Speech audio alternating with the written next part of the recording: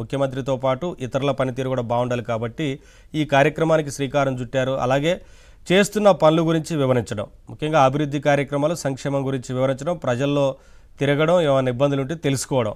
ఏంటి సార్ మీ అబ్జర్వేషన్ ఏంటి ఈ కార్యక్రమం? అలాగే గతంలో ఉన్న అనుభవాలు వీటన్నిటి గురించి మీరేం చెప్తారు?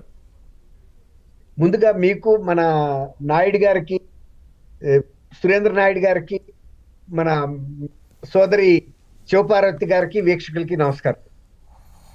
అయితే నవీన్ గారు, ఇప్పుడు న్యాయం జరగటం ఎంత ముఖ్యమో న్యాయం జరిగినట్టు కనపడటం కూడా అంత ముఖ్యం అండి.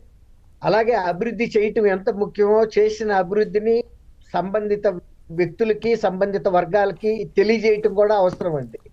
సైలెన్స్ గా ఉంటే కూడా ఒక్కోసారి వాటిని గుర్తించే సందర్భం ఉండదు. అందులోనూ ప్రత్యర్థులుగా ఉన్న వ్యక్తులు అసత్యాలతోనే కాలక్షేపం చేసే వ్యక్తులైనప్పుడు మరింత జాగ్రత్తగా ఉండాలండి.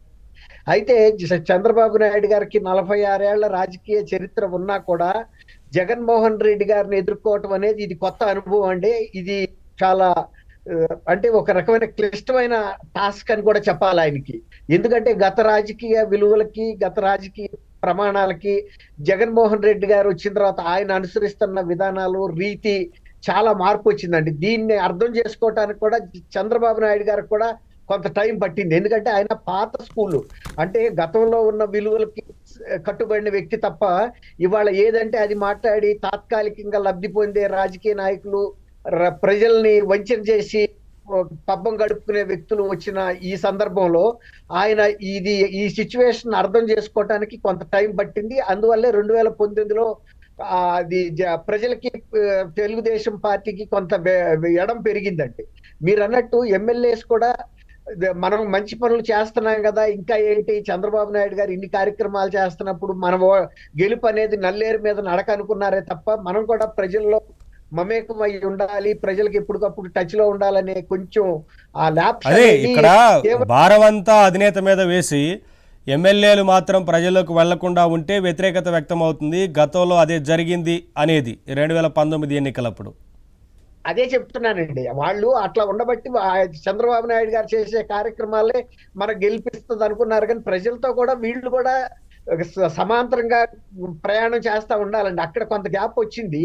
అది ఇప్పుడు తెలుసుకోబట్టే ముందుగానే అలర్ట్ అయ్యారండి.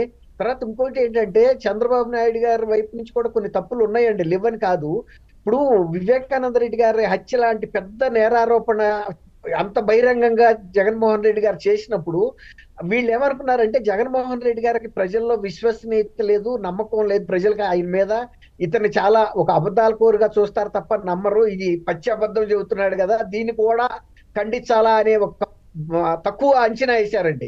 ప్రజలు ఎలాగో అర్థం చేసుకుంటారు, అది నా పాత్ర లేదు, తెలుగుదేశం పాత్ర లేదు అనుకున్నారే తప్ప మౌనం అర్ధంగీకారం అన్నట్టుగా ఆయన దాన్ని బాగా క్యాష్ చేసుకోవటం వలన కూడా తెలుగుదేశానికి కనపడిన నష్టం జరిగింది. అది ఎప్పుడు ఫలితాలు వచ్చేదాకా కూడా వాళ్ళు ఊహించలేదండి.